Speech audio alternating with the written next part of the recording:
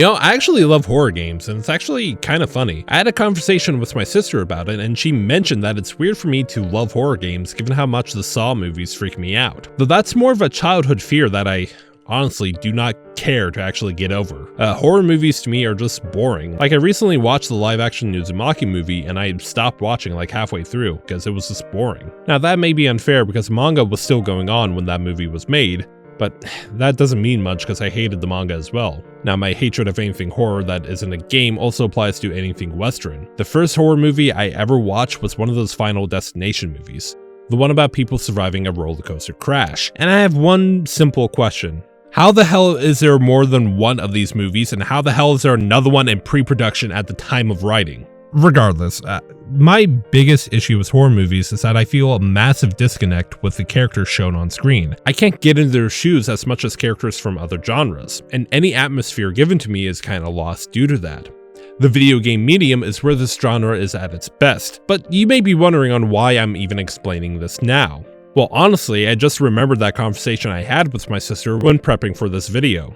The game was brought to my attention by one of my Twitch viewers called Smithkid, and I streamed the game on there, and I just fell in love with it. Developed by a two-person team in Germany called Rose Engine, taking inspiration from the 5th generation consoles, they produced this awesome game that looks like it's their first game as a team. I wasn't really sure what I was expecting going in, but it definitely cemented itself as one of my favorite horror games of all time. And you may be asking, why is that? So let me explain as I take a break from the piss-easy Persona 2 Innocent Sin and blast off to space with SIGNALIS.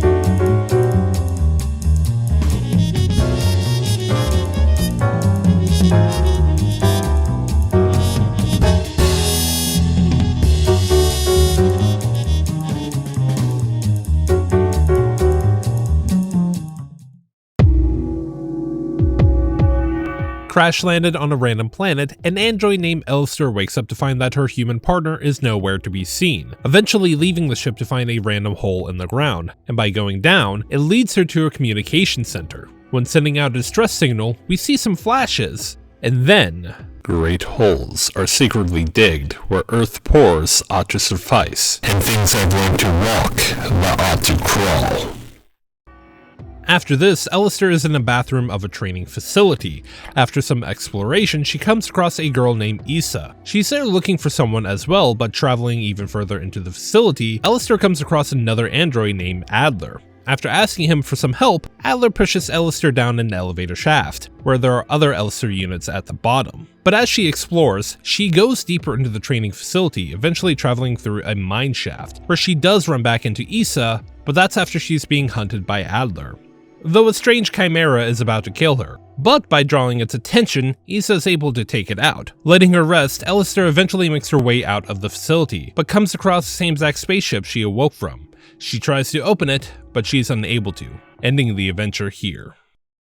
Well, I mean, not really, but I really cannot tell you what goes on in this game. It's an interesting thing because after the fake-out ending, we see Alistair doing some tasks around a spaceship and dancing with her human partner, getting an insight into why she's looking for her, because, well, they're together. Though what Alistair seems to be going through is a time loop of sorts. I was actually going to make a joke referencing Code Lyoko, but since I can't really pinpoint the full narrative, I feel like I should save that for the piece of shit known as Xenoblade 3. Hold any questions for when I talk about Xenoblade 3. But to focus on this game, and with this playthrough, I'm guessing the same woman Alistair is looking for is the same one Issa is, though the only downside is that she's not here that much, and she ends up dying pretty quickly. Well, more in relative sense because she doesn't show up that much in the game, but regardless, probably not the right way to phrase it anyways. Adler is an interesting character, and he's also the right way to do an antagonist that just kind of waits. I'm not sure if he's trying to keep the cycle going or is trying to break it because of a character named Falk. Keeping the cycle going to keep her alive, or at least just memories of her.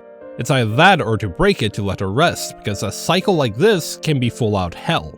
This also is a fact on how the androids are made. I probably skipped the note. I tried to make sure I got all of them, but I really wasn't paying attention because I was either watching videos or recording footage or talking to friends. But regardless, the thought pattern of every type of android is based on brainwaves of a specific person. So are these really the memories of these androids, or are they the thoughts of someone else? It's neat to think about, but I am anyone but the right type of person to analyze this. Remember when I made a video on The Last of Us? Yeah, that playthrough, my 8th playthrough of the game, was the one where I realized what the line "David's new pet" meant. Yes, that's how oblivious I can get, but I do love how the game presents its story, though the most enjoyment I got with this game is, well, the gameplay. Now, to start off this section, I do have to praise the best part about this game, and that's the reloading. I know, it's the oddest thing to praise about this game, but bear with me now. You can both reload in real time and in the item screen by combining the ammo and the weapon together. The reason why I love both is because reloading in the item screen allows me to take stock of what I have in said inventory, plan things out and think what I need for the next area or what I want to drop. When reloading outside of the inventory, it allows for the combat to flow perfectly, especially in the first boss fight against Mina. There's a flow of trying to dodge her attacks in the ARR units running through the fight. Survivor horror or not, there's a flow that you have to keep in combat, and allowing you to reload outside of the inventory can help keep this flow going. The one thing I do love is that the game will not reload your weapon for you. Pull the trigger after running out of ammo and all you will hear is clicks. Since I mentioned a flow not 10 seconds beforehand, I do love this system because while you can move around and reload, it's a little awkward to do so. So if you're not counting your shots, you thankfully won't get unfairly hit because you got stuck. A quick reload from the menu or retreating can get you in the clear.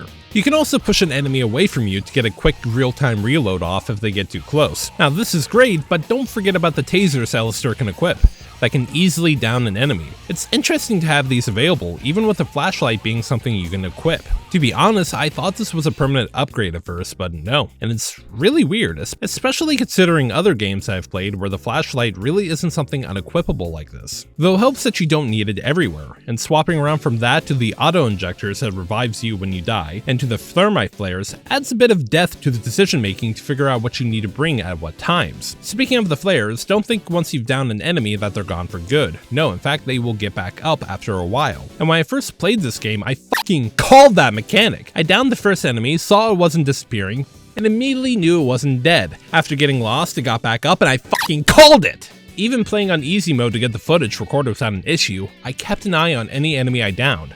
They wouldn't have gotten back up considering how fast I was blowing through the game, but I did not want to take the chance. The flares is where this comes in handy, because they can permanently take an enemy out. Hell, once you get the signal flares, they can go down even quicker because one shot would knock them down. Now keep in mind, you can't go all willy-nilly with this. It's a survival horror game, and unless you're playing on easy mode, going in guns a-blazing will only lead to disaster. You have to pick and choose your battles, but that's something I do not think the game does well, primarily because it's very easy to dodge around enemies, to the point that I didn't really kill that many. I just ran around them, I took some pot shots, but I really did not feel the game handled the choice of who to kill and who not to that well. There's not many rooms where you have to think if this is a good idea to take them out, even if it's temporary. AKA not burning a body. But looking at things, I only did that in like the final area, and nowhere else. Now granted, outside of boss fights, there are some required kills, and yes, I'm referring to the cold ladies. During the game, you have to pay attention to radio frequencies. And that goes double for these ladies. Enter a room with them and your screen will start flashing with the first thing you see being a radio frequency. If you don't swap to that frequency, you cannot track down the actual cold blade to take her out. Thankfully, they don't need to be burned, but that's really the only time you have to take out an enemy. And this goes double whether it's not to grab a required item or just make travel easier. Outside of that, the enemies don't have that much difference to them. I mean, the Yulis, they got knives, stars carry those riot shields that I don't think they actually use, and again, I probably didn't pay attention. And then there's even those torches that I have to be honest, I don't even know what they do. There's just not a need to do anything about these ladies in like 90% of the game. Hell, the Mina units become regular enemies at one point, but even on easy mode, I don't bother to engage with them. Well, I mean, I did on the last one for shits and giggles, but it really is not worth it. And I understand in a survival horror game, engaging in non-essential combat is never worth it. However, I just never bothered to kill or burn a majority of the enemies in areas you would think one would. It's a bit of a disappointment, but considering I've never played on hard mode, that could actually change my opinion if I actually do that one day. I plan on doing this for Team 5Gs whenever my friends and I can actually start recording for it, so maybe then I'll gain a better appreciation for the decision making. Doing my whole play on easy mode for games I already played is probably not the best idea, at least for games like this. triply so for the bosses, because I was not expecting Mina to go down as quickly as she did. On normal, she took a couple of tries to win. Part of it was because I ran out of ammo because I thought she had to force her visor open. Now that's obviously not the case because she will open the visor up herself, and she will eventually summon those AR units. One of the most useless enemies I've ever seen in my life. Regardless, this boss was actually very fear-inducing when I first got to her on my normal mode playthrough. Piss easy on easy mode to the point that I would not be shocked if this was made for gaming journalists. Even then, the Chimera did not feel like a proper boss fight, even if it is this game's version of Pyramid Head. And the final boss was actually really fun. Trying to dodge her attacks and waiting for a spear to drop to stab it in her is very blood pumping. Though I wish the game was clearer on that front, because I admittedly did not know I had to stab them through her.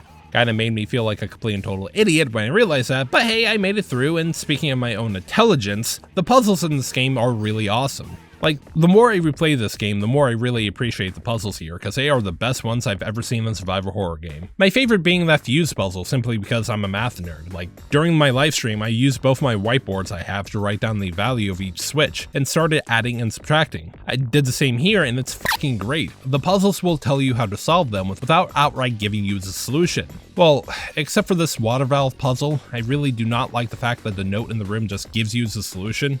But outside of that, you have the incinerator puzzle. Once you figure out that the lights on the side tells you how much you have to turn the knobs, it's pretty much solved. There's also that keycard puzzle where you have to edit a blank key. These puzzles do not treat you like a moron, and I love the game for it. Hell, some of them made me feel like a genius, mainly those transceiver puzzles. You'll eventually obtain a radio transceiver, and outside of being able to kill those Koblies, there will be times where you have to play a certain frequency to open up different item boxes. Paying attention to frequencies is something you want to do, especially for any safes you may come across. It will either help you out of a bind or help solve a puzzle. Exploration is also pretty straightforward. Once you obtain an item, you pretty much know where to go next. I do heavily appreciate that because when I first played RE1 and 2, I had no clue where to go when I got to the final areas of both games, to the point that I ended up thinking I forgot something in the first area of both games. Yeah, like an idiot, I went back to the start. How I completed both of those games I will never know, but that gives this game a great sense of flow in the exploration department. Rarely should you ever get lost in the game, and I do love it for that fact. If only, again, the decision making was better handled. For the 50th time, there's no need to really kill enemies to make safer routes. Though thinking about it now, I kinda wish the game utilized the inspect feature a tad bit more. Just like Resident Evil, you can get a closer look at items and spin things around. And it's cool to actually look at these items, but I can only count like one time it's required to do just that. However, that's really only at the start, and this is just a nitpick. Outside of that, just look at how amazing this game looks. They took inspiration from the 5th generation of consoles, and it shows. The low poly look of the models are just perfect. I never grew up with that generation, started gaming with the 6th generation on GameCube, but man am I glad this look is sticking around, especially with that Pseudo Regalia game. But this game really goes to show that you really do not need realistic graphics. Like, I'm interested in the new Mortal Kombat game because of Omni-Man, but that game just does not look good. All the character models look like clay to me, I don't know why. I'm just never gonna drop the whole unique art style over realistic, but damn, whoever did the design here nailed it. The game looks like it could actually be played on the PS1, though granted you would need to drop some of the graphics and all that, probably first person sections as well. Then again, Echo Knight exists. But regardless, this game looks fantastic. The use of red in some of these cutscenes really stand out to me as like this is supposed to be some sort of outskirts of that time loop. The music really helps to add a special sense of dread to this game. I really felt that when I got to the first maze of this game. There are no enemies in this room, but because of how the music is scored, you feel like you could get jumped at any moment, and I love that. Though the music when Alistair is walking back to the ship is a score that makes me feel uneasy. I feel like it's supposed to do that, not knowing what's awaiting Alistair to whatever destination she's going to. While this part of the video may be short, I can't do any justice in explaining it. This needs to be experienced at least once, because this does help the gameplay shine. Make sure you wear headphones, because the panic this induces with the resource management makes this game feel whole. Now, when taking account of story, gameplay, graphics, and sound, I'm giving Signalis a 9 out of 10. The indie scene in video games have always been hitting it out of the park, and this game is no exception, with a very interesting and thought-provoking storyline. The only thing I wish is that the decision-making was better handled, maybe shrink the hallways a tad bit or make some enemies a little more aggressive. Again, didn't have an actual need to down enemies, temporarily or permanently. Even then, I love the game's puzzles and its presentation. If you haven't picked this game up yet, then trust me, it is a perfect game you should play this Halloween. Thankfully, it's pretty much available on pretty much everything: PC, Switch, PS4, and Xbox One. You may ask why not PS5 or Series X, but those consoles do not even matter in the long run. The game's only $20, but I do think it's worth it. It's short, but it has multiple endings. However, give it some time in between playthroughs when going after those endings. You don't want the horror to go away, now do you? Now with that, I'm going back to Japan where rumors become reality with Shin Megami Tensei, Persona 2, Innocent Sin. Before that, however, please like, subscribe, share this video with anyone and anything, that includes our next door neighbor Ariane, and take care.